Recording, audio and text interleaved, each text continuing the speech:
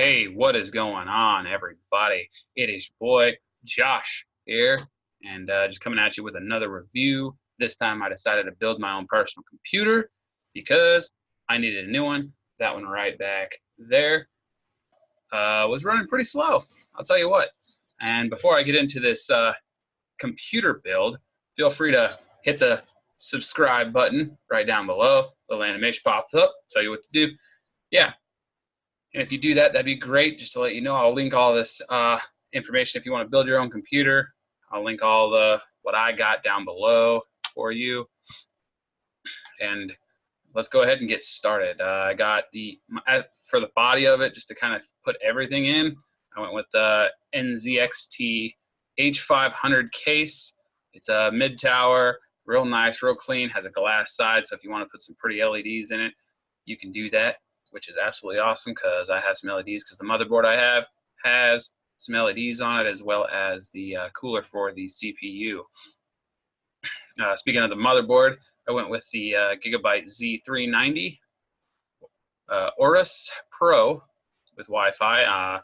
Honestly, it fits my need, and it looks really awesome. It works amazing. Like I said, it has Wi-Fi built onto the board, and HDMI port, all this other good stuff. Excellent motherboard. I'll go ahead and crack into some of the details for you, some of the specs. Has one HDMI port and dual channel. Has 6 SATA spots and 2 M2 spots, so you can fit a lot of hard drive space on there. Not only that, but to fill the RAM slots, it is capable up to 128 gigs. No, I did not put that much in there. I did put 64, which is complete overkill for what I decided to use it for, which is funny because I'm using it for photo editing and a little bit of video editing, but the amount of video editing I'm doing does not require that much, but it will do video editing quite well.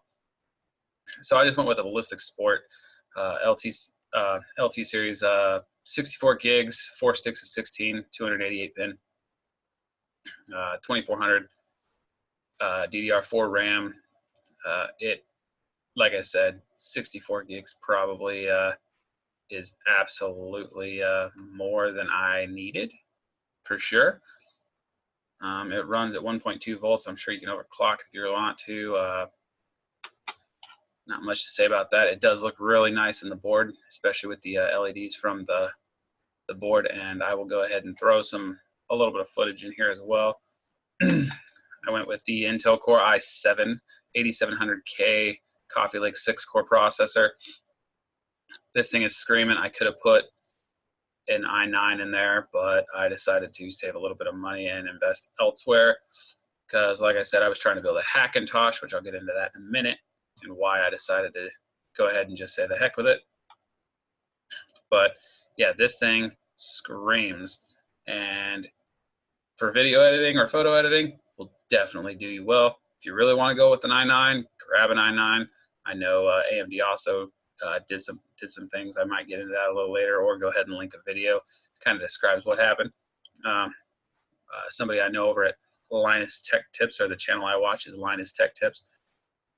To cool that little CPU down, because it does put off some heat, I went ahead with the Corsair Hydro Series H100i RGB Platinum.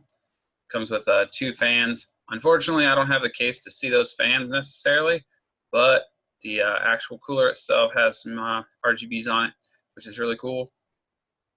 Looks really nice and keeps everything cool. I've ran some games, some Photoshop, Lightroom, and Premiere Pro all at the same time, and I'm having a hard time really even getting that CPU to break. I think it's maybe 61 degrees Celsius is what I had it at. So I'm not going to run any stress tests on it. I really have no need to, because I don't think I'm going to be putting that much on it. For graphics, I went with the Sapphire Pulse Radeon RX 580, 8 gigs GDDR PCIe. Comes with dual HDMI and dual DVI slots. Backplate is built right on it. Works really well. Eventually I will upgrade to a higher end graphics card, but for right now this works really, really well. Like I said, I haven't had any problems. And then yeah, for storage, I went ahead and slammed about 4 250 gigabyte solid state drives in there, Samsung 860 Evo series. Why I didn't go with 1 terabyte, I don't know. Maybe I just got a little excited about building a computer. Got me. But there are 4 of them in there, so I got a terabyte. Maybe I'll upgrade one day. But I did go ahead and buy a regular 3.5-inch hard drive, 2 terabyte Seagate Barracuda, 7,200 RPM, 64 megabytes of cache. It works phenomenal. Clearly, I'm not going to have any hard drive shortage anytime soon. Of course, unless I decide to go ahead and keep doing video, then I might need to figure something else out.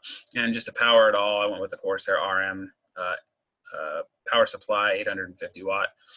Not really needed, but I went ahead and did it. Better to have a little extra in supply than not have enough to power everything and constantly have some failures. Went with your basic Logitech keyboard and mouse, some Rosewood Bluetooth speakers, and a Samsung 28-inch FreeSync HD display. Probably a little on the low end. Eventually I'll upgrade that as well. But again, for right now, it works great. So, and then like I said, the motherboard does come with Wi-Fi, but I went ahead and went with TP-Link. And I'll leave this in the description, but it's a dual band wireless PCI Express adapter. And so I have no problem getting a Wi-Fi signal on any of this. Like I said, so the reason why, not only that running slow, extremely slow because it's from 2011, but I was going to try and build a Hackintosh because I've been watching videos and I didn't feel like spending the $5,000 on the trash can Mac Pro, which if any of you follow any of the tech, they just announced the new Mac Pro. Again, starts at $6,000 and looks a lot like the old style cheese grater, is what most people are calling it. But yeah, didn't really want to spend that kind of money on that, so I went ahead and got something that was comparable. However, being a business owner and things like that, I want to be able to focus my time on my business instead of whenever updates come out, having problems arise like I did when I initially got Mac installed. Yeah, at first I didn't have any audio, and then I didn't have any Wi-Fi. I had to have it hardwired in all the time. And then I found out that I didn't have the right Wi-Fi card for it, so that didn't even work. So I was going to have it hardwired in, but I didn't want to have to worry about an update coming out and then bricking something and me having to spend an extra couple weeks or whatever on trying to figure out a plan or a solve or a fix for it, whatever. So I went ahead and just loaded Windows on here. I am working on getting out of the Apple ecosystem. I like Apple and all that. They do have some really great products. However, I'm just ready to move on to something different. So that's what I did. In the middle of this build, I did find out that I had some display issues. Found out I had 1 out of the 4 sticks of RAM. I had 1 bad stick that caused my display issues. And I'll tell you what, Newegg did a phenomenal job. They overnight shipped a new set of 4 to me. No problem. I told them that I troubleshooted everything that I needed to, and they shipped me 4 new sticks. And then I sent them the other 4 back. So great customer service on Newegg. Again, I'm going to drop a link to all this stuff down below if you want to build a computer, and feel free to check out the links below. Feel free to subscribe to my channel. Any questions, I'll have a Facebook group. I'll post my Facebook link in there. And if you have any questions about any tech or things like that, or anything else that I should review next, drop it in the comments below. Just any little thing. And tell me, what is your favorite tech gadget or thing that you like to use, and maybe I'll feature it in a review one of these days. So anywho, y'all take it easy, subscribe, notification bell, and I'll catch you later.